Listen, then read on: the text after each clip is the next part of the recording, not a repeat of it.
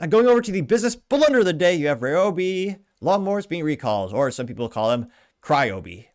Now, this is brought to us thanks to the United States Consumer Product Safety Commission, in which they say, quote, TTI, outdoor power equipment manufacturer, recalls Ryobi battery-powered mowers due to a fire risk, which, yeah, some things shouldn't be battery-powered. That's why it can't be a Briggs & Stratton lawnmower, which actually uses gas, which, well, not only actually runs, you could actually fix it yourself, which I love. Now, here you can see the disgustingly green Ryobi, which usually I'm a fan of green. Green cars are awesome. I obviously love my green Garmin watch. But yeah, something about green equipment for outdoors and tools just seem low quality and rudimentary. And in the tool community, a lot of people make fun of Ryobi because it's the cheaper one. It's usually considered less durable. It's usually what the moms buy. Yeah, but fun fact, and a lot of the true tool guys know this. Well, Ryobi is owned by TTI out of China. And spoiler alert, they also own Milwaukee, which a lot of people consider contract grade and the best of the best. But they're both owned by the same parent company. Inherently, you're going to have some parts share over. Now, they say that, quote, the recall involves certain Ryobi brushless 21 cordless walk-behind self-propelled multi-blade push mowers. The mowers have a black cutting deck and gray top housing alongside a black bag with Ryobi printed on it. The recall only includes model numbers, geez Louise, RY41014BTLUS. Let me put this on screen because it has like 20. That's a gajillion numbers. Yeah, realistically, just call them because that's, geez Louise, way too many. Quite a few. Yeah, pretty much if it starts with RY4010, give them a call. Now, they say that, quote, consumers should immediately stop using the recalled mower and contact TTI Outdoor Power Equipment for instructions on how to disable the recalled mower and receive a free replacement 21-inch walk-behind mower, which, yeah, it sounds like they're not getting ahead of the situation. Unfortunately, there's also been some incidents. They also note that about, 217,500 of these pieces of junk were sold, and additionally about 28,400 were sold in Canada, which, yeah, that's not great. Now, the hazard is, they quote, the recalled mowers have a push-on connector inside the power head that can overheat, posing a fire hazard. Whoops.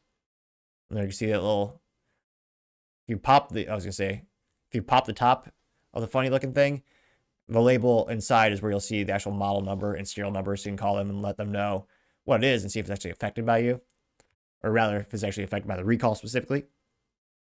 They're sold at Home Depot, because, yeah, it's one of those exclusive contracts, and direct tool factories nationwide, HomeDepot.com and DirectTools.com from February 2021 to January 2025 for between $500 and $700. All that money for a disposable piece of junk? Why would you do that? I've had my push mower for years, good old Briggs & Stratton gas-powered mower. The only thing I've had to do, well, when it was in storage for many years when I bought it, I had to replace the carburetor, which I could do myself. Again, pro being able to fix your own stuff and right to repair. And it's worked like a champ ever since. You don't have to worry about all the myriad of electronics and proprietary intellectual property, all that crap in the good old Briggs & Stratton case. But I partially digress. They note that the recall number is 25-127. Again, 25-127. Now, in terms of instance, they note that TTI has received 97 reports of overheating while the mower is in use, including 5 reports of fire, as well as 2 minor burn injuries have been reported thus far. Which, yeah, I guess if you do think of the glass half full, thankfully, this is an instance where no one passed away from this, no one's died. But, yeah, you're still having people that are burned from this, and multiple fires, and overheating, where it's already a pain in the ass to use these things.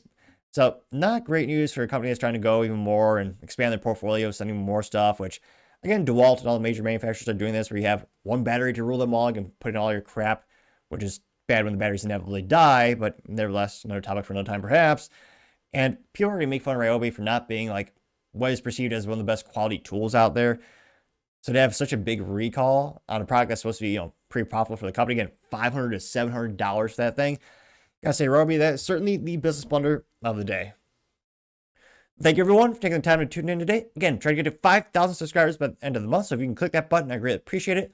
Also, give me a thumbs up, thumbs down, or comment. It's a great way to give me some additional feedback, letting me know how I can make sure better and better. Lastly, don't forget to take time to tell your family, tell your friends, tell your coworkers, heck, tell your enemies, anyone and everyone. Just stay safe and fight the good fight.